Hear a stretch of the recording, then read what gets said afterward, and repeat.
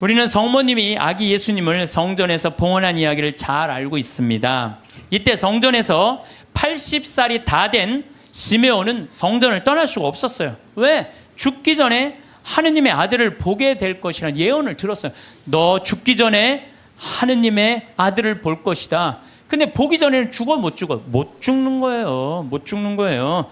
루카복음 2장 25절을 보면은요, 예루살렘에 시몬이라는 사람이 있었다. 이 사람은 의롭고 독실하며 이스라엘이 위로받을 때를 기다리는 이였는데 성령께서 그 위에 머물러 계셨다. 성령께서는 그에게 주님이 그리스도를 뵙기 전에는 죽지 않으리라고 알려주셨다. 그가 성령의 이끌로 성전으로 들어갔다. 그리고 아기에 관한 율법의 관례를 준수하려고 부모가 아기 예수님을 데리고 들어오자 그는 아기를 두 팔에 받아 안고 이렇게 하느님을 찬미하였다. 주님, 이제야 말씀하신 대로 당신 종을 평화로이 떠나게 해주셨습니다. 제 눈이 당신의 구원을 본 것입니다. 이는 당신께서 모든 민족들 앞에서 마련하신 것으로 다른 민족에게는 계시의 빛이시오 당신 백성 이스라엘에게는 영광입니다. 한나라는 할머니도 84살이나 될 때까지 구세주를 기다려요. 성전을 떠나는 일 없이 단식하고 기도하며 밤낮으로 하느님을 섬겼다. 한나 역시 구세주를 두 눈으로 볼 수 있었어요. 이 사람들은 평생 성전 앞에서 누구를 기다린 거야? 구세주를 기다린 거예요. 그리고 그냥 그 아기 예수님 완성되지도 않고 그냥 그 아기만 보고도 이 사람들은 큰 기쁨을 누릴 수 있게 된 거죠. 우리 신앙생활은요, 기다림의 연속이에요. 내 삶에 예수님께서 언제 문을 두드릴지 깨어 기다려야 한다는 거죠. 만약 여러분들 딸 중에 관연한 딸이 있어. 노처냐, 시집도 안 가고 44인데 44 시즌에 딱 들러붙어 있어. 하도 답답하길래 점집에 가서 물어봤어. 우리 딸이 언제 시집을 가느냐고. 그랬더니 점쟁이가 딱 하더니 저 동북 쪽에서 올해 사람이 올 것이라고. 동북 쪽이면 내가 사는 강원도잖아요. 강원도. 내가 사는 강원도 평창 사람이 올 것이라고. 근데 내가 음식점을 하는데 근데 이마에 점이 하나 있다. 그 남자가. 그럼 여러분들 집에 가게 먹으러 들어오는 집 사람마다 이마에 점 있는 사람 여러분 어떻게 볼 것 같아요? 혹시 저 사람이 아닐까? 혹시 어느 쪽에서 오셨어? 전라도 아니구나. 동북 쪽이라고 그랬는데 혹시 어느 쪽에서 오셨어? 경상도 아니다. 혹시 어느 쪽에 오셨어? 나 평창에서 왔는데 혹시 이 사람이 아닌가?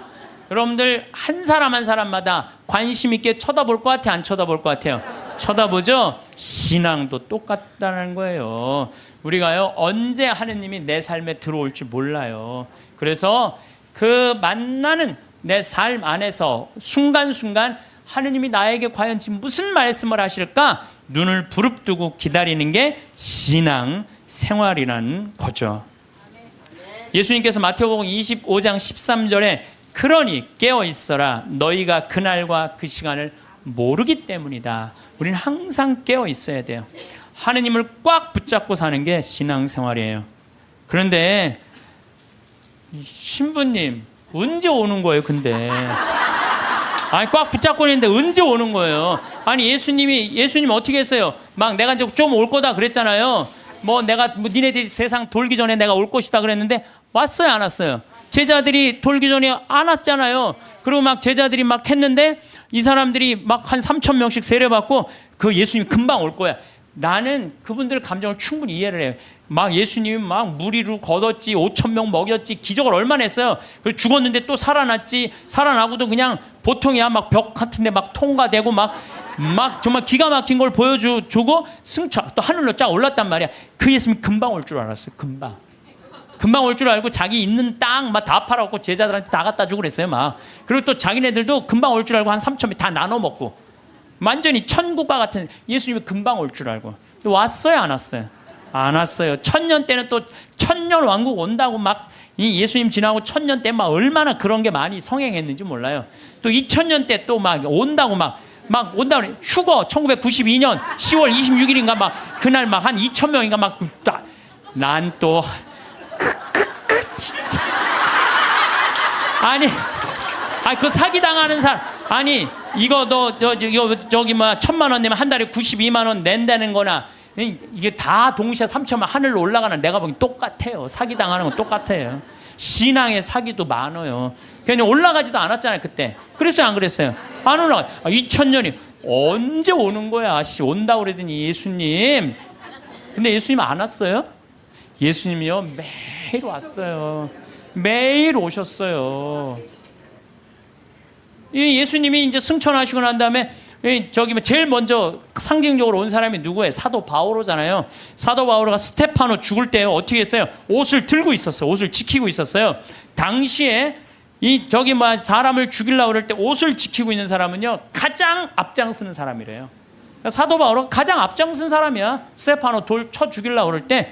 그 다음에 다마스커스로는 아예 내가 그리스도인 잡아 죽이려고 아주 증명서까지 받고 갔어요. 근데 그냥 거기서 그냥 가는 길에 예수님이 한 대 때리죠 라고 말해서 떨어져요. 떨어지면서 예수님이 뭐라고 그래요? 사울아 사울아 왜 너 나를 박해하느냐? 왜? 아니 당신 누구냐고. 네가 박해하는 그리스도인 예수다. 예수님이 우리를 분신으로 생각해야 안 해요? 여러분들 저나 다 예수님의 분신이에요. 그 사울이 3일 동안 눈 멀어갖고 이제 눈이 비늘 같은 게 떨어진다니 정신이 차렸잖아요. 예수님 안 오신 게 아니에요. 바오로 사도한테 왔어요. 재림하신 거예요. 재림하신 거예요. 그러니까 하느님의 섭리는 예수님 승천하고 끝난 게 아니야. 그때부터 성령께서 오신 거예요. 예수님 말씀대로 내가 가야 누가 온다? 성령이 온다 그랬잖아요. 내가 가야 성령이. 성령이 온 세상에서 활동하고 계셔. 그리고 내가 베네딕토 아니야. 베네딕토. 우리 베네딕토 성인 480년 전에 수도원에 기초를 놓으신 분 아니야. 근데 이 베네딕토 성인이 하도 수도원 규칙을 세게 하고 반대하는 신부가 저기 베네딕토 성인이 수비학고라는 곳에 거기서 이렇게 바위에 들어가고 기도했거든요. 거기다 독을 타요. 독을 타갖고 빵 내리는데 그 까마귀가 갖고 날아가요. 그러면서 내가 저분을 하느님이 돌보는 분은 그래요. 하느님의 섭리는요 매 순간 있어요. 내가 이번에 나폴리에 갔어요. 거기에 주교님이 성인이면 야누아리우스라는 주교님이야. 350년경에 순교했는데 그분의 이제 시신이 이제 여기 성인 시신을 우리도 김대건 신부님이 그냥 다 온 세상 다 뜯어져 있잖아요. 턱뼈는 신학교가 있고 다리는 미리네가 있고 그냥 성인 그냥 시신. 그래갖고 이제 이 야누아리우스 성인도 막 시신이 떠돌아다니다가 900년에 다시 나폴리로 가요. 나폴리로 갔는데요. 이 놀라운 일이 벌어져요. 5월 첫째 주와 성인이 순교한 9월 19일 날은요. 이 성인의 그 굳은 피가요. 녹아요. 근데 이게 1000년 동안 똑같이 녹는 거야. 이 사람들이 의심이 얼마나 많아. 아무리 이걸 95도가 돼도 평상시에는 안 녹아요. 그럼 온도 때문에 녹는 거 아니냐. 그래갖고 그냥 실험을 또 하고 95도에 안 녹아. 그런데 5월 첫째 주하고 9월 19일 날은 어김없이 녹는 거예요. 이게 이해할 수 없는 일들이 너무너무 많이 벌어지는 거예요. 이게 다 하느님의 섭리. 하도 의심이 많으니까 하느님이 중간중간 삶 안에 있는데도 우리한테 보여주는 거지. 또 내가 제일 좋아하는 프란치스코 성인 1180년에 태어나서 1226년에 돌아가는 프란치스코 성인. 아버지 포목 장수였어요. 너무너무 부잣집 아들이었어. 근데 프란치스코 성인이 어디 전쟁에 갔다가 그냥 감옥 1년 있다가 와갖고 하느님이 그러는 거야. 예수님이 너 내 교회를 일으켜라. 내 쓰러진 교회를 일으켜라. 이 성인이 무슨 말인지 몰랐어요. 그래갖고 일으켜라. 내가 가난한 사람 도와주라는 얘기인가 보다. 아버지 포목 그 옷 훔쳐다가 가난한 사람 다 나눠줘요. 가난한 사람들 다 나눠주니까 아버지가 어떻게 해요? 에? 이놈의 새끼 이거 내 아들 아니다. 내 재산. 아버지 돈밖에 몰랐던 거지. 그래갖고 그냥 그 주교 앞에서 내 아들 이거 아들 안 하는 걸로 그랬더니 프란치스코 옷을 다 그 유명한 장면 있잖아요. 옷을 완전히 벗어서 아버지 앞에 주면서 오늘부터 내 아버지는 하느님이라고. 그러니까 주교님이 이렇게 옷을 감싸주잖아요. 귀도 주교님이. 그리고 이제 이 제2의 그리스도. 나는 아시시에 3번을 갔어요.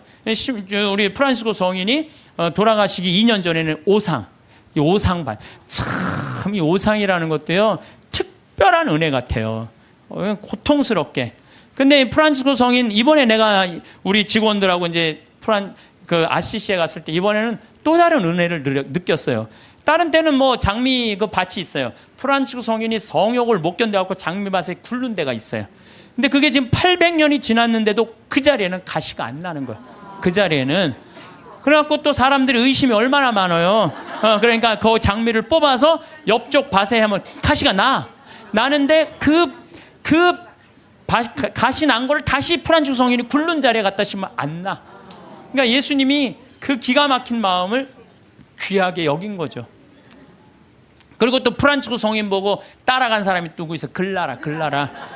글라라는 어떻게 했어요? 글라라는 아버지가 장군이었어요. 왕족한테 시집 보내려고 그랬는데 나는 저 프란치스코 성인이 너무너무 정말 존경스럽다. 그런데요, 글라라 성녀는요 정말로 이뻐요. 키도 크고. 프란치스코 성인 키도 조금 140밖에 안 돼. 145. 그 정도밖에 안 됐다고 그래요. 아주 조그만. 근데 글라라 성녀는 시신에 가보니까 그대로 밀랍을 해놨어요. 글라라 성녀는. 근데 코도 오똑하고요. 정말로 예쁘게 생겼. 프란치스코 성인 진짜 못생겼죠. 나보다 더 못생겼다. 그래. 프란치스코 성인은. 나보다 더 못생겼는데도 이 글라라 성녀는 그 프란치스코 성인의 삶이 너무 거룩한 거야. 그래갖고 그냥 그 이쁜 모습, 그 예쁜 그 수녀, 그 관두고 수녀님 한 거야. 그러니까 동생도 따라왔고. 그러니까 그냥 프란치스코 성인도 아버지도 나중에 어떻게 그 재산 다 팔고 수도자 돼요. 엄마도 수도자 되고. 결국은 다 따라가요. 그러니까 아버지가 장군이나 아버지가 얼마나 박해를, 그 아버지 죽고 엄마도 이 수녀님이 돼요. 그러니까 프란치스코 성인하고 글라라 성녀가 두 집을 다 말아먹었어요. 다 말아먹었어. 수도자로. 응. 그런데 이제 그 이슬람 십자군 전쟁할 때 이슬람군이 와서 수녀원을 전부 다 침공하려고 그래요. 그럴 때 수녀님들이 빨리 도망가자. 근데 글라라 성녀가 그래요. 우리가 어딜 도망가냐. 도망간다고 안 잡힐 것 같으냐 저 사람들한테. 나한테는 최고의 무기가 있다. 그러니까 이제 이슬람 군인들이 그 끼에라 성당에 딱 오니까 성녀께서 어떻게 해요? 성광을, 예수님 성체가 모셔진 성광을 두고 성당 꼭대기 가서 비추잖아요. 빛이 너무 강렬해갖고 다 눈이 멀잖아 이 사람들이. 그러면서 이 사람들이 뭐라 그래? 여기는 우리가 가면 안 되는 데인 거. 그리고 그냥 지나가잖아요. 이게 다 하느님의 섭리라는 거. 섭리. 근데 여러분들, 우리가 이 일상 안에서 하느님의 일은 늘 벌어지고 있어요. 근데 우리가 눈이 멀은 거죠. 안 보이는 거예요. 또 이게 이제 800년에 벌어진 건데 1263년에 독일의 신부, 이 신부도 또 의심한 거야. 베드로 신부. 순례를 가던 중에 볼로냐라고, 이것도 이탈리아예요. 그런데 경건한 신부였는데도 불구하고 축성된 면병 안에 그리스도께서 실제로 계시다는 걸 믿기가 어려웠던 거예요. 경건한 신부였는데도. 그러니까 여러분들 의심하는 거 나도 이해도 돼요. 경건화되는데도 이러네요. 경건화되는데도. 그런데 이가 순교자 크리스티나 무덤 위에 세워진 성당에서 미사를 거행하고 있는데 축성을 하자마자 축성된 면병에서 피가 흐르기 시작한 거예요. 그래서 신부 손가락을 적시고 제대와 성체포를 다 흘러내리죠. 그래서 신부는 당황을 하죠. 근데 당시 교황 우르바노 4세가 그 근처에 와 있었어요. 그래서 내가 의심을 했는데 이게 피가 이렇게 변했습니다. 사면을 해요. 근데 교황 우르바노 이 4세가 그거를 보고요, 성 토마스 아퀴나스 성인한테 이 성체는 그냥 우리가 기념이 아니라 이건 현존이다. 현존. 이 토마스 아퀴나스 성인한테 이 기적을 통해서 기도문을 하라고 그래요. 그게 바로 우리가 그 유명한 성체 창가예요. 여러분들 한 번씩 들어봤죠? 엎드려 절하나이다. 눈으로 보아 알 수 없는 하느님. 두 가지 형상 안에 분명히 계시오나 우러러 배울수록 전혀 알 길 없었기에 제 마음은 오로지 믿을 뿐입니다. 보고 맛보고 만져봐도 알 길 없고 다만 들음으로써 믿음 든든해지오니 믿나이다. 천주성자 말씀하신 모든 것을 주님의 말씀보다 더 참된 진리 없나이다. 십자가에서는 신성을 감추시고 여기서는 인성마저 아니 보이시나 저는 신성 인성을 둘 다 믿어 고백하며 뉘우치던 저 강도의 기도를 올리나이다. 토마스처럼 그 상처를, 이 토마스는 12사도가 예수님 이렇게 나타났다 그러니까 뭐라 그래? 난 내 손으로 그분 옆구리에 손 찔러보고 못자국 넣어봐야 된다. 그 토마스 얘기예요.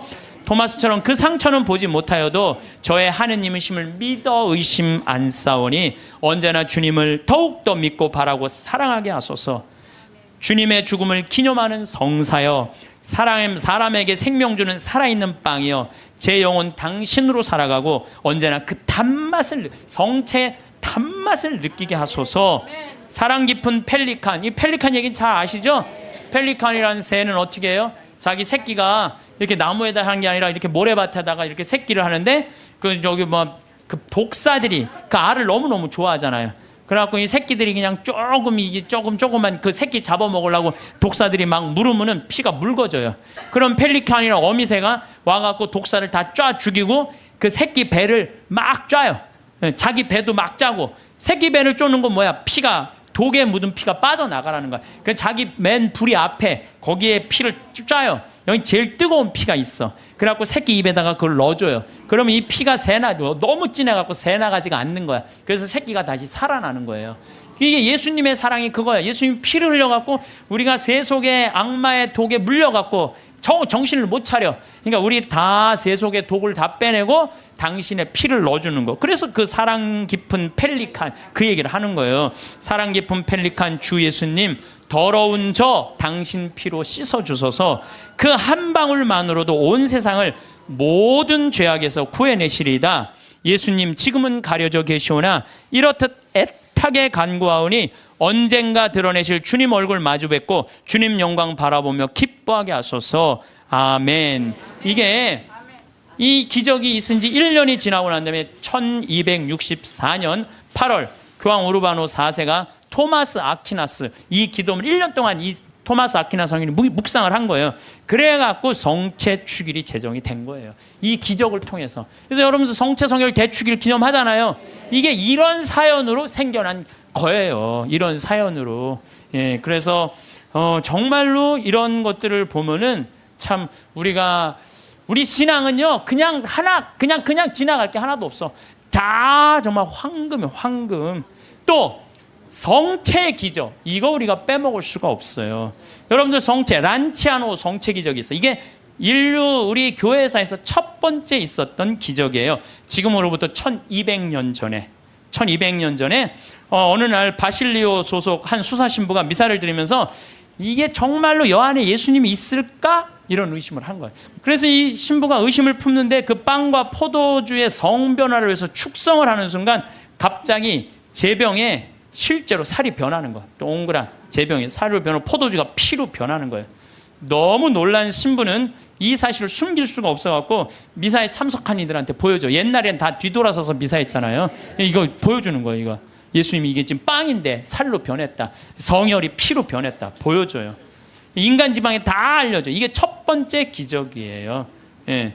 근데 이 성당이 어떤 성당이냐면 예수님의 옆구리를 찔른 백부장. 이게 성 론지노라고 기념을 하는 거예요. 그 사람도 성인 회개하고 성인이 됐다는 얘기죠. 그 기념 성당에서 벌어진 거죠. 그래서 이게 역사상 최대의 성체 기적이라는 거죠. 예. 하느님이 의심을 품었던 수사 신부에게 보여준 하느님의 응답이었죠. 역사적으로 성체 기적에 대한 관심이 덜할 때도 있었지만은 란치아노의 신자들은 이 성체를 계속 모시고 있었어. 얼마 동안? 1200년 동안 모시고 있었던 거예요. 1200년 동안. 그런데 1971년에 그 주교들이 이게 진짜 사람 피일까? 진짜 사람 살일까? 과학이 이제 발달했으니까 봉합한 걸 뜯어보자. 뜯어봤어요. 그래서 1970년과 71년에 해부학, 병리, 조지학, 화학 및 임상, 현미학 교수들 이런 사람들이 모여갖고 그 수도원의 요청에 따라서 검사를 하기 시작했어요. 검사를 해보니까 1200년 전인데 성체는 이 진짜 피고 진짜 살이고 그 살은 심장 근육에서 나온 살이다. 심장 근육. 우리 예수님 막 이렇게 심장 이렇게 있잖아요. 심장. 우리 예수님이 정말 심장. 그 다음에 살과 피는 인간의 완전한 살과 피다. 그 다음에 살과 피의 혈액형은 동일하다. 이게 나와서 그냥 한 게 아니야. 이게 UN, WHO에도 이게 기재가 돼요. 그래서 7개국의 전문가들이 다시 분석을 해요. 그러면서 이거는 도저히 인간의 그 다음에 이 보통 평범한 걸로는 벗어난 거다. 인간이 설명할 수 없는 이건 기적이다. 그래서 성체의 신비 이게 매 미사 때마다 일어나는 거죠. 또 시에나의 성체 기적 이거는 이제 훌쩍 또 넘어서 1700년 1700년에 시에나에서 거행 미사를 하고 있는데 어떤 도둑이 들어와서 성체를 훔쳐가요. 그때는 옛날에는 우리 성체를 어떻게 했어요? 성체 영화로 갈 때 침 뱉으면서 성당 갔어요.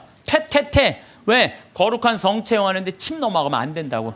퇴퇴퇴 버티면서 갔어요. 그리고 몇 시간 전에 공복제 24시간 하루 종일 굶었어요. 요즘은 뭐 30분으로 줄어들었지만 세상 좋아졌어요. 그래서 옛날에 그 왕림성당 125주년 한다고 그러는데 그 왕림성당에 그 동네 사람들이 다 갈 때요 너무 배가 고파고 하루 공복제를 지켜야 되니까 물 먹고 간 거 물 먹고 시내 물 먹고 그리고 이 태태태 침 뱉고 성체 깨끗하게 모신다고. 그런데 옛날에는 성체가로 떨어지는 것도 무서워서 쟁반 가지고 어떻게 했어요?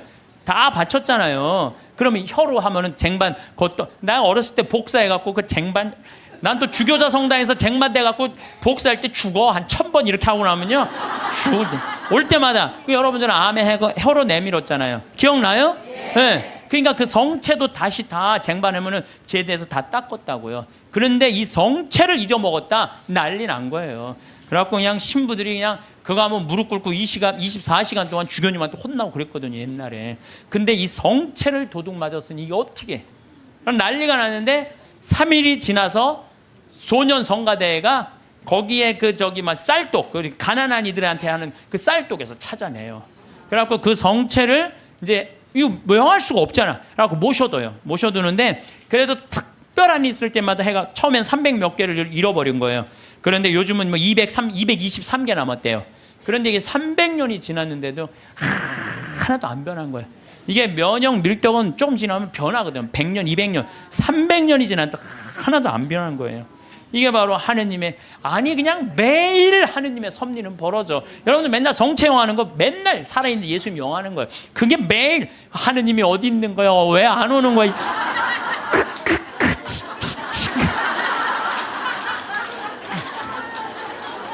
그래서 제가 자료를 좀 찾아봤어요. 그랬더니 이 성체에 대한 기적, 이런 기적이 이렇게 많아요. 이게 내가 평화방송에 부탁했어요. 이거 전부 다 쫙 자막으로 좀 내리라고. 이 참 많은 나라에서, 많은 지역에서 성체, 빵이 살로 변한 기적들이에요. 이게 전부 다. 그러니까 얼마나 답답했으면 예수님이 그렇게까지 했겠어요. 얼마나 믿음이 이게 이 정말 없는 백성들 예수님이 그렇게 해서 믿음을 강조한 거예요.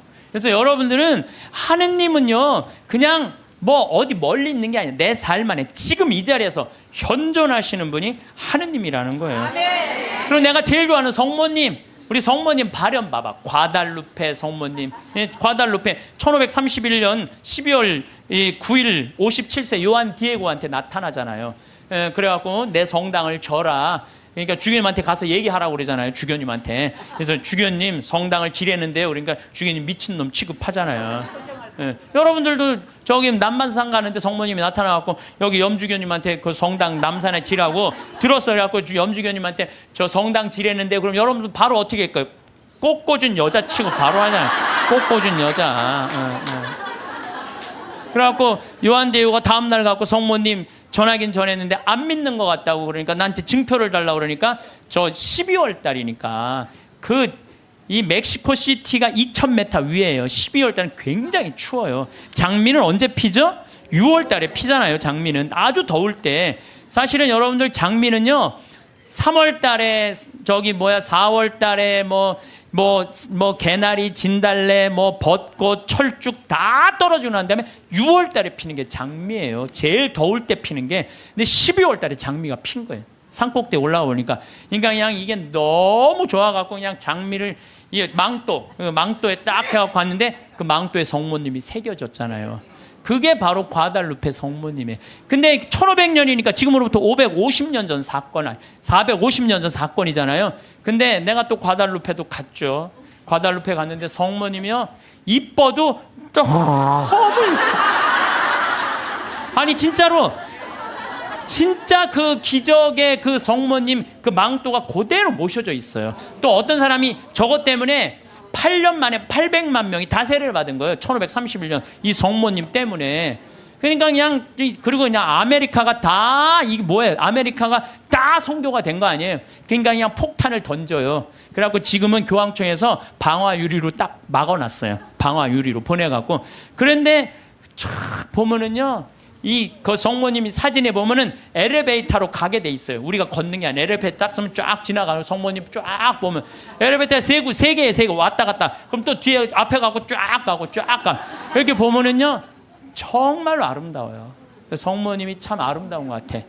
그래서 그 성모님 발현, 또 그 유명한 파티마, 1916년에 천사 셋이 세 아이한테 나타나갖고 너희들 열심히 기도하라, 중요한 분 만날 테니까. 그래서 1917년 5월 13일부터 10월 13일까지 성모님이 매일 그날 나타나잖아요. 프란치스코 히아친타 루시아, 그것도 나이도요 많지도 않아. 8살, 9살, 6살짜리 아이한테.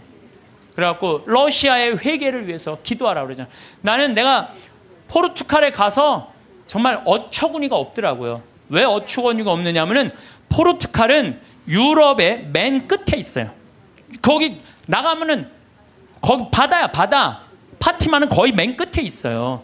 그러니까 콜럼버스가 거기 나가면 죽는 줄 알고 있던 사람들 거기 맨 끝에 있는데, 러시아는 포르투갈을 지나고 스페인을 지나고 프랑스를 지나고 독일을 지나야지 러시아가 있어요. 근데 얘네들이 뭐라고 그러냐면 메시지를 받아갖고 러시아 회기를 위해서 기도하라고 얘기를 해요. 기가 막힌 거죠. 그 깡촌에서. 근데 내가 이거 좀 자료를 뽑아왔는데 성모님도 참 내가 보니까 아니 10월 13일 날 12시에 나타난다는데 안 나타나요. 안 나타나. 그러니까 그 신부가 뭐라고 그러냐면 봐, 지금이 정오란 말이야. 그 부인은 거짓말쟁이라고 우리에게 말할 셈이니 그 신부는 참지 못하고 어린이들을 의심쩍어 했다. 그리고 또 시계를 보았다. 하지만 정오가 넘었잖아. 여러분 모두가 환상이라는 것을 모르십니까? 있을 수 없는 일입니다. 집으로 가세요. 다들 집으로 돌아가세요. 라고 이 신부가 다 가라고 그래요. 12시에 발언한다고 그랬는데 안 오니까. 근데 성모님이 1시에 오세요. 나는 내가 성모님한테 불만이 그거야. 12시에 오기로 했으면 12시에 와야 돼. 왜 1시에 오냐, 1시에. 약속을 왜 애들을 괴롭히냐 이거야. 그런데 여기 사진도 있지만은요, 그 7만 명이 그 기가 막힌 오묘한 변화를 15분 동안 체험한 거예요. 15분이 지나고 난 다음에 이틀 동안 진흙이 됐던 땅이 완전히 마르고 7만 명 젖은 옷이 완전히 마르는 정말로 기가 막힌, 사진 기자들도 다 있어요. 사진도 다 있고. 이런 하느님의 분명한 증거들이 있는데도 불구하고 하느님이 언제 오는 거야, 어디 있는 거야 이러니 얼마나 답답하냐 이거예요. 또 루르드 1858년 2월 10일부터 7월 16일까지 막 벨라데 때한테 나타나갖고 그 1854년에 무염시태의 어머니가 반포가 돼요. 원죄 없이 잉태된 성모님. 그 교리를 아는 사람이 거의 없었어요. 그때 교황청에서 발표한 건데 이 피레네 조그만 데서 그 벨라데 때가 뭘 알아요. 학교도 안 다니는 애가. 근데 성모님 본당 신부가 너 그분 이름이 뭔지 물어보고 와. 그러니까 성모님한테 가고 본당 신부님 이름을 물어보고 오라고 그러는데요. 그랬더니 성모님 뭐라? 에라꾸의 소위 임마꿀라타 콘셉시우라고 그래요. 이게 라틴어예요, 라틴어. 얘네들은 프랑스, 그리고 얘는 프랑스 말도 하는 거. 오늘 프랑스에서 한 분 오셨는데 프랑스 말도 아니에요. 얘네들은 피레네에 아주 사투리 쓰는 애야. 그래갖고 얘가 또 막 외우고 가요. 에라 소이 임마꿀라타 콘셉시오, 에라꾸의 소이 임마꿀라타. 그래갖고 본당신부한테 딱 얘기해요. 에라꾸의 소이 임마꿀라타 콘셉시우라는데요. 본당신부 놀래요. 너 그게 무슨 뜻인 줄 아느냐? 아니요, 나 모르는데 왜 우느냐고. 죽을 뻔했어요. 나 죽을 뻔했어요. 그래요. 아니 벨라데 때가 진짜로 그래. 난 무슨 뜻인지 몰랐는데 계속 외우면서 왔다는 거 안 까먹으려고. 본당 신부가 이거 성모님의 발현이구나. 그래서 그 루르드에 거기에 뭐 목발 3,000개 막 5,000개 이제 그 목발 다 쳤어요. 의미가 없다는 거예요. 이 기적은요 매일 일어나고 있어요. 우리가 눈이 멀어서 못 보는 거죠. 눈이 멀어서. 그런데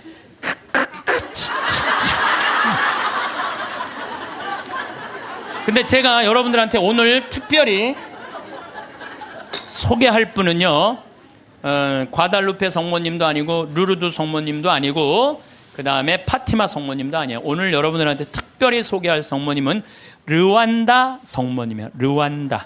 르완다 성모님은 1981년 11월 21일 고등학교 16살짜리 여자의 알퐁신 무무레케라는 애한테 발현을 하세요. 르완다라는 나라는요, 제가 이번에 잠비아 가면서도 자세히 봤어요. 정말로 키베오 호수라고 아주 조그만 나라. 르완다는 1992년 3, 4년에 100만 명 학살한 그렇게 해서 여러분들 들은 나라예요.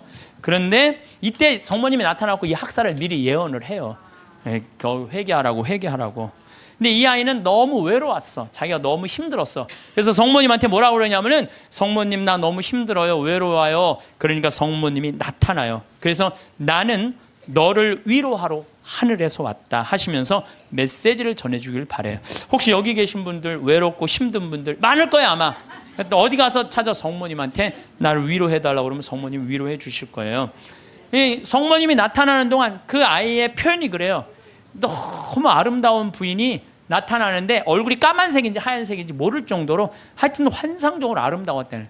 그리고 다리가 안 보이는데 빛이 쫙. 모든 아이들의 발현이 다 그래요. 예. 그래서 사제가 성모님 발현이 하여튼 신부들이 문제야. 보면 다 반대하는 게 신부들이야. 신부들이 성모님 발현이 어디 있느냐면서 요즘 말하면 학교 짱한테 걔를 박해하라고 그래요.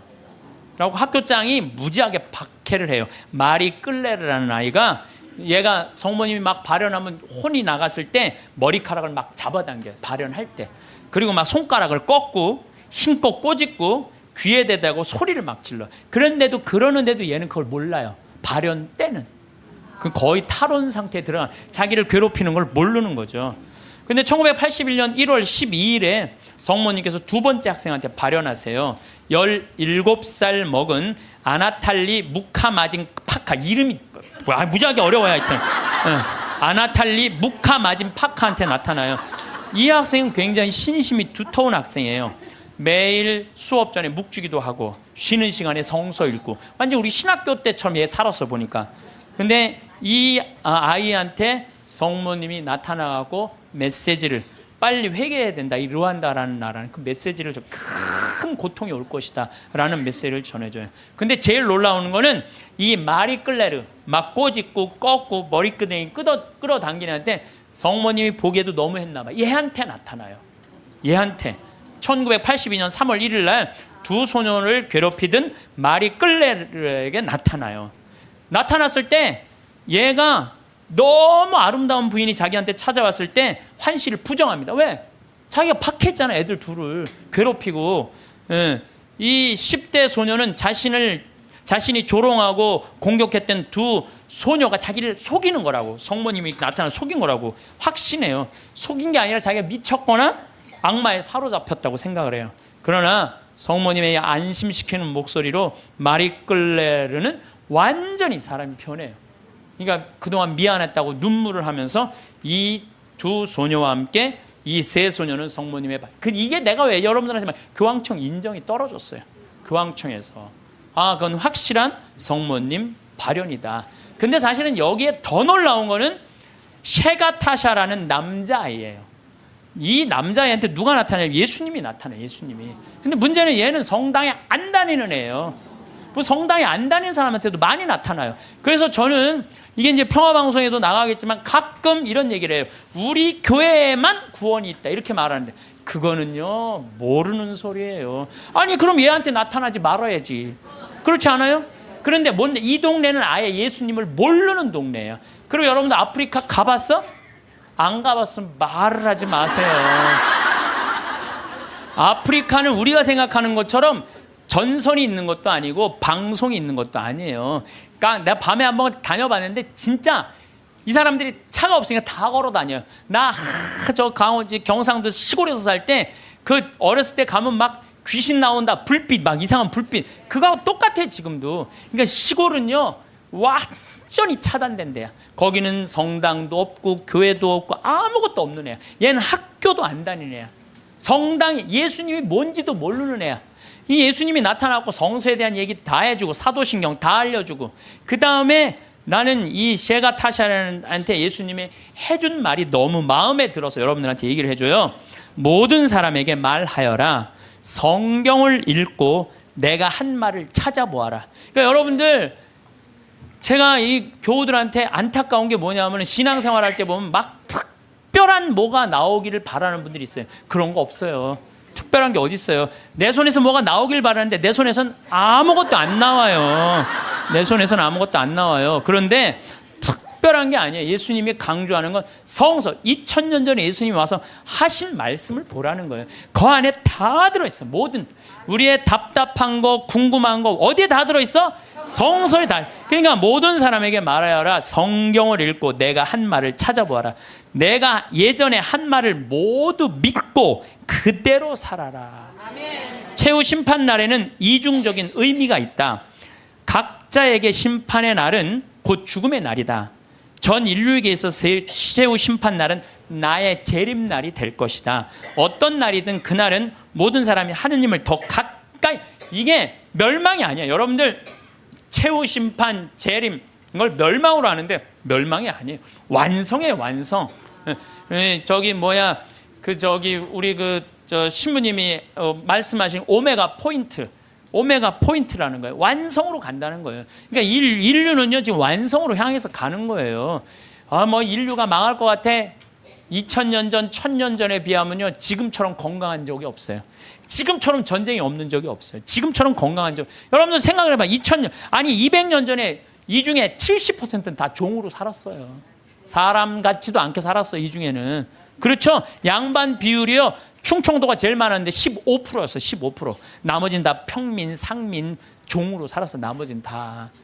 그러니까 지금 여러분들 시대가 좋아서 종이 어딨어. 그렇지 않아요?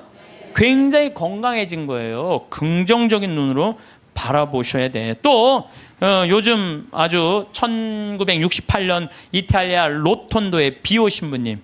이 신부님 책을 한번 사서 읽어보세요. 정말로 하느님의 섭리가 그대로 드러나신 신부님이 이 비오 신부님이에요. 비오 신부님은요 정말 오상, 평생 오상 받았어요. 근데 이 신부님도요 이 오상이 싫었던 거야. 왜? 이게 사람이 자꾸 이렇게 쳐다보고 막 와서 확인하고 그러니까. 그래서 처음에 감춰요. 막 붕대로 싸요 오상을. 그러다가 하다 안 되니까 오상을 드러내 놓으셔요.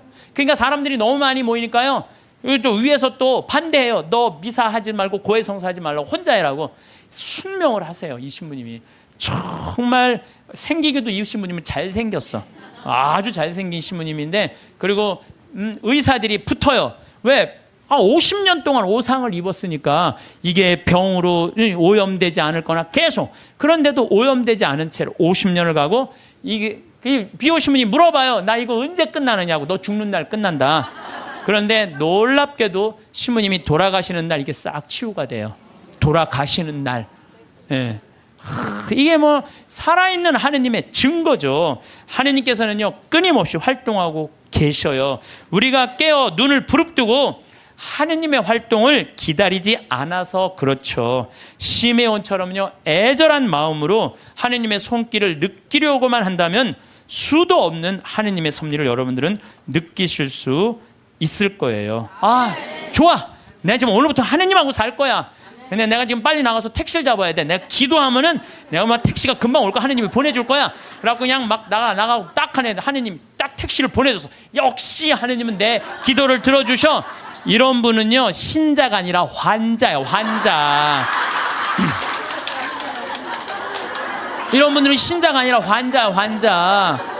하느님은 특별한 일에 내 삶에 관여하시는 게 아니에요. 일상 안에 관여하시는 거예요. 그래서 그 유명한 얘기가 있죠. 어떤 정말 기가 막히게 열심한 하느님의 섭리를 매일매일 믿는 사람이 이제 동네 홍수가 났어. 그래갖고 이제 911에서 방송을 한 거야. 이제 빨리 피신하십시오. 지금 위험하니까 빨리 피신하십시오. 그랬더니 이 사람은 그러는 거야. 나는 하느님이 와서 구해줄 거다. 홍수가 와도 노아가 그 홍수가 났을 때 하느님이 구해줬듯이 나는 구해줄 것이다.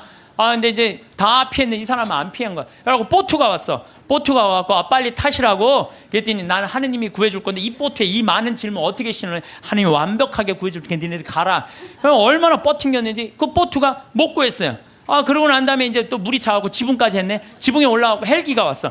헬기가 빨리 타라고. 이거 안 타면 이거 죽는다고. 걱정하지 마. 하느님이 와서 구해줄 테니까 당신 가라고. 마지막 이 사람 죽었어요. 죽어갖고 하느님한테 따졌어요. 하느님 왜 나를 안 구해주러 왔느냐. 노아 내가 그렇게 애절하게 기도했는데도. 그랬더니 하느님이 어이가 없다는 듯이 무슨 소리냐? 나는 너한테 3번 보냈다. 한 번은 방송으로 보내고, 한 번은 배로 보고, 한 번 헬리콥터까지 보냈다.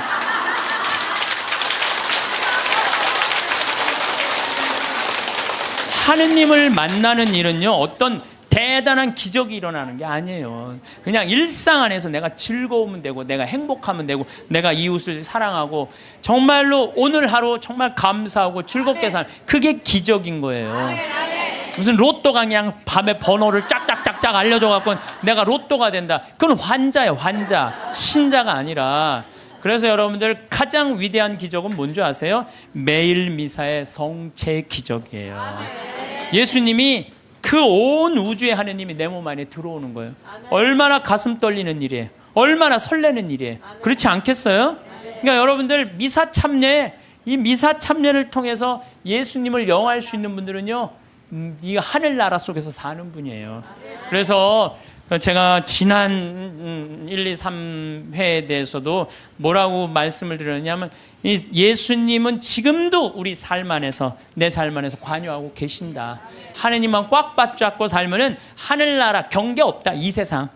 예, 그래갖고 내가 정말로 열심히 사는 사람 가슴에 뭐가 있어? 여건이 있어. 믿음이 굳건한 사람들은 가슴에 여건이 있어. 하늘나라는 요즘은 다 비행기 보낸대요. 비행기 딱 탈 때 여건 심사할 때 뭐만 내면 돼? 여건 딱 내고 어떻게 싹 웃으면서 죽을 때 나 1조 이거 어떻게 하면 좋아? 발버둥 치지 마시고 죽을 때 통장에 500만 원 딱 남기고, 자, 이 세상 나는 이제 그리던 하늘나라 떠난다. 여행 탈 때 비행기 타면 막 가슴이 설레잖아요. 죽는 것도요, 설레는 일이에요. 죽는 거 설레는 일 아니에요? 새로운 삶으로 올라가는 과정인데 얼마나 설레. 그러니까 설레니까 우리 그냥 그 최 신부님 손잡고 우리 마리아 할머니가 씩 웃으면서 이 세상 떠나듯이 여러분들도 마지막 날 웃으면서 떠날 수 있는 그런 분들 되기를 바라겠습니다. 어둠이 깊어질수록 작은 등불 하나가 주는 따뜻함은 더욱 소중하게 느껴집니다. 우리의 마음 한구석에도 그런 등불이 있습니다. 바로 신앙이라는 이름의 작은 빛입니다. 이 빛은 때로는 바람에 흔들리기도 하고 비에 젖어 희미해지기도 하지만 완전히 꺼지지는 않습니다. 그래서 더욱 귀하고 소중한 것입니다. 삶을 살아가다 보면 예상치 못한 어려움들이 찾아옵니다. 갑작스러운 병이나 경제적인 고민, 그리고 마음의 상처들이 우리를 힘들게 할 때가 있습니다. 그럴 때 우리는 무엇에 의지해야 할까요? 혼자서는 감당하기 어려운 무게 앞에서 우리는 더 큰 힘을 필요로 합니다. 바로 그때 마음 깊은 곳에 있던 신앙의 등불이 조용히 빛을 발합니다. 신앙을 잃는다는 것은 나침반을 잃고 바다를 항해하는 것과 같습니다. 방향을 알 수 없어 헤매게 되고 작은 풍랑에도 크게 흔들리게 됩니다. 하지만 굳건한 믿음이 있다면 어떤 폭풍우가 몰아쳐도 중심을 잃지 않습니다. 흔들리되 넘어지지 않는 힘이 바로 신앙에서 나오는 것입니다. 깨어있는 자세로 주님을 맞이한다는 것은 특별한 날에만 하는 일이 아닙니다. 매일 아침 눈을 뜰 때부터 밤에 잠자리에 들 때까지 마음의 문을 열어두는 것입니다. 하루 중 어느 순간에라도 하느님의 목소리에 귀 기울일 준비를 하는 것입니다. 그런 마음가짐으로 하루를 시작하면 평범해 보이는 일상도 전혀 다르게 느껴집니다. 믿음은 눈에 보이지 않지만 우리 삶의 모든 순간에 영향을 미칩니다. 어려운 결정을 내려야 할 때 올바른 길을 선택할 수 있는 지혜를 주고 상처받은 마음을 치유하는 위로를 줍니다. 또한 감사할 일이 생겼을 때는 그 기쁨을 더욱 깊게 느낄 수 있게 해줍니다. 이처럼 신앙은 우리 삶의 든든한 바탕이 되어줍니다. 우리는 혼자 살아갈 수 없는 존재입니다. 태어날 때부터 누군가의 도움을 받으며 성장하고 살아가면서도 끊임없이 다른 사람들과 관계를 맺습니다. 가족과 친구들뿐만 아니라 길에서 스쳐 지나가는 모든 사람들도 우리와 연결되어 있습니다. 하느님께서는 우리를 통해 서로를 돌보라고 하셨습니다. 배려라는 것은 거창한 것이 아닙니다. 엘리베이터에서 다른 사람을 위해 문을 잡아주는 것, 무거운 짐을 든 사람을 도와주는 것, 힘들어하는 사람에게 따뜻한 말 한마디 건네는 것 모두 배려입니다. 이런 작은 행동들이 모여 세상을 더 따뜻하게 만듭니다. 특히 우리와 다른 배경을 가진 사람들을 만날 때가 있습니다. 다른 나라에서 온 사람들이나 다른 문화를 가진 사람들, 또는 우리와는 다른 생각을 가진 사람들입니다. 처음에는 어색하고 불편할 수도 있지만 그들도 우리와 같은 하느님의 자녀입니다. 편견을 버리고 열린 마음으로 다가가면 새로운 것을 배울 수 있고 더 넓은 세상을 경험할 수 있습니다. 어려운 처지에 있는 사람들을 돕는 것은 신앙인의 기본적인 자세입니다. 경제적으로 힘든 사람들이나 몸이 불편한 사람들, 마음의 상처를 입은 사람들을 외면하지 않는 것입니다. 우리가 할 수 있는 범위에서 도움의 손길을 내미는 것만으로도 큰 의미가 있습니다. 물질적인 도움뿐만 아니라 따뜻한 관심과 격려의 말도 큰 힘이 됩니다. 사랑을 실천한다는 것은 반드시 큰 일을 해야 한다는 뜻이 아닙니다. 일상에서 만나는 사람들에게 친절하게 대하는 것, 상대방의 말을 진심으로 들어주는 것, 필요할 때 도움을 주는 것, 이 모든 것이 사랑의 실천입니다. 작은 선행들이 모여 큰 변화를 만들어냅니다. 놀라운 것은 이런 선행들이 결국 우리 자신에게도 큰 축복으로 돌아온다는 점입니다.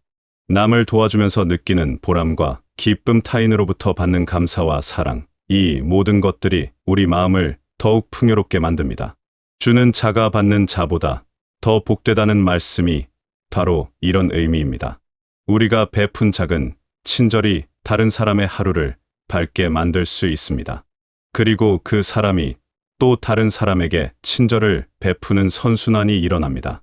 이렇게 사랑은 점점 퍼져나가며 세상을 조금씩 더 아름답게 만들어갑니다. 우리 모두는 이 아름다운 사슬의 한 고리가 될 수 있습니다. 많은 사람들이 기적을 꿈꿉니다. 갑작스러운 행운이나 극적인 변화를 기대하며 특별한 무언가를 찾아 헤맵니다. 하지만 진정한 기적은 우리가 생각하는 것보다 훨씬 가까운 곳에 있습니다. 바로 우리의 평범한 일상 속에 숨어 있습니다. 아침에 눈을 떠서 새로운 하루를 맞이하는 것 자체가 기적입니다. 밤새 우리 몸의 수많은 장기들이 쉬지 않고 일하며 생명을 유지해 주었습니다. 심장은 계속 뛰었고 폐는 계속 숨을 쉬었습니다. 이 모든 것이 당연한 것처럼 여겨지지만 실제로는 놀라운 은총입니다. 가족들과 함께 식사를 하며 대화를 나누는 순간도 소중한 기적입니다. 서로의 안부를 묻고 하루 있었던 일들을 나누며 웃음을 함께 하는 것, 이런 평범한 시간들이 실은 가장 특별한 선물입니다. 사랑하는 사람들과 함께 할 수 있다는 것만으로도 충분히 감사할 일입니다. 길을 걸으며 계절의 변화를 느끼는 것도 하느님께서 주신 선물입니다. 봄에는 새싹이 돋고 여름에는 푸른 잎사귀가 우거지며 가을에는 단풍이 들고 겨울에는 하얀 눈이 내립니다. 이런 자연의 변화 속에서 창조주의 사랑을 느낄 수 있습니다. 때로는 힘든 일들도 은총이 될 수 있습니다. 어려운 상황을 겪으면서 우리는 더 강해지고 지혜로워집니다. 다른 사람의 고통을 이해할 수 있게 되고 진정으로 소중한 것이 무엇인지 깨닫게 됩니다. 고난조차도 우리를 성장시키는 하느님의 계획 속에 있는 것입니다. 감사하는 마음으로 살아간다는 것은 삶의 태도를 완전히 바꾸어 놓습니다. 부족한 것에 초점을 맞추는 대신 가진 것에 고마워하게 됩니다. 어려운 상황에서도 희망을 잃지 않고 작은 기쁨들을 발견할 수 있게 됩니다. 이런 마음가짐으로 살면 매일이 축복으로 느껴집니다. 즐겁게 살아가는 것 자체가 하느님께 드리는 찬양입니다. 우울하고 절망적인 모습보다는 희망차고 밝은 모습으로 살아갈 때 주변 사람들에게도 좋은 영향을 미칩니다. 기쁨은 전염성이 있어서 우리가 기뻐하면 다른 사람들도 덩달아 기뻐하게 됩니다. 하느님은 우리의 평범한 일상 속에 함께 계십니다. 특별한 장소나 특별한 시간에만 계시는 것이 아니라 언제나 어디서나 우리와 함께 하십니다. 집에서 설거지를 할 때도, 마트에서 장을 볼 때도, 버스를 기다릴 때도 항상 우리 곁에 계십니다. 이것을 깨달으면 일상의 모든 순간이 거룩해집니다. 성경은 단순한 책이 아닙니다. 살아있는 하느님의 말씀이 담겨있는 보물창고입니다. 그 안에는 수천 년 동안 사람들이 경험했던 기쁨과 슬픔, 희망과 절망, 그리고 그 모든 상황에서 하느님께서 보여주신 사랑과 지혜가 담겨 있습니다. 각 페이지마다 시대를 초월한 진리와 위로가 숨어 있어 오늘날 우리에게도 생생한 메시지를 전해줍니다. 말씀을 가까이 한다는 것은 매일 성경을 많이 읽어야 한다는 뜻이 아닙니다. 짧은 구절 하나라도 마음에 새기고 그 의미를 곰곰이 생각해 보는 것이 중요합니다. 한 구절이 주는 깊은 감동이 우리 하루를 완전히 바꿀 수 있습니다. 버스를 기다리는 잠깐의 시간에도 마음속으로 성경 구절을 되새기며 그 의미를 묵상할 수 있습니다. 이런 작은 실천이 쌓여 우리 삶을 풍요롭게 만들어줍니다. 예를 들어 수고하고 무거운 짐진 자들아 다 내게로 오라, 내가 여러분을 쉬게 하리라는 말씀을 떠올려 보세요. 이 말씀 하나만으로도 지친 마음에 큰 위로를 받을 수 있습니다. 혼자 감당하기 어려운 무거운 짐이 있을 때 주님께 맡기고 의지할 수 있다는 확신을 얻게 됩니다. 복잡한 문제들로 머리가 아플 때 이 말씀이 주는 평안함은 어떤 약보다도 효과적입니다. 또한 서로 사랑하라는 계명은 우리가 어떻게 살아야 하는지 명확하게 알려줍니다. 복잡한 철학이나 어려운 이론이 아니라 간단하고 명료한 지침입니다. 하지만 이 간단한 말씀을 실천하는 것은 결코 쉽지 않습니다. 평생에 걸쳐 배우고 노력해야 할 과제입니다. 성경의 인물들도 우리와 다르지 않은 평범한 사람들이었습니다.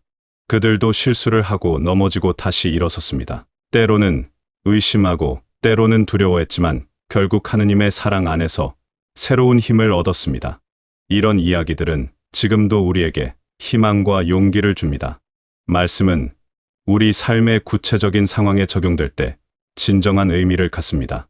직장에서 어려운 상황에 처했을 때, 가정에서 갈등이 생겼을 때, 건강상의 문제로 고민할 때 성경의 지혜가 실제적인 도움이 됩니다. 추상적인 가르침이 아니라 삶의 현실 속에서 작동하는 살아있는 말씀입니다. 기도는 하느님과의 대화입니다.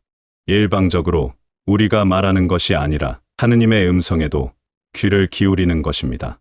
때로는 말로 기도하고 때로는 마음으로 기도합니다. 정해진 형식이 있는 것은 아닙니다. 진심으로 드리는 기도라면 어떤 형태든 하느님께서 들어주십니다. 바쁜 일상 속에서도 잠시 시간을 내어 조용히 기도하는 것은 마음의 평화를 가져다 줍니다. 복잡한 생각들을 정리하고 진정으로 중요한 것이 무엇인지 깨닫게 됩니다. 기도 후에는 마음이 한결 가벼워지고 새로운 에너지를 얻게 됩니다. 성경을 읽고 기도하는 것이 습관이 되면 우리의 하루하루가 달라집니다. 같은 상황이라도 다른 시각으로 바라보게 되고 어려움 속에서도 희망을 발견할 수 있게 됩니다. 평범한 순간들 속에서도 깊은 의미를 찾을 수 있게 됩니다. 하느님의 말씀은 시간이 흘러도 변하지 않는 영원한 진리입니다. 하지만 그 말씀이 우리 삶에 적용되는 방식은 각자의 상황과 필요에 따라 다를 수 있습니다. 똑같은 구절이라도 우리가 처한 환경에 따라 새로운 의미로 다가옵니다. 이것이 바로 살아있는 말씀의 신비입니다.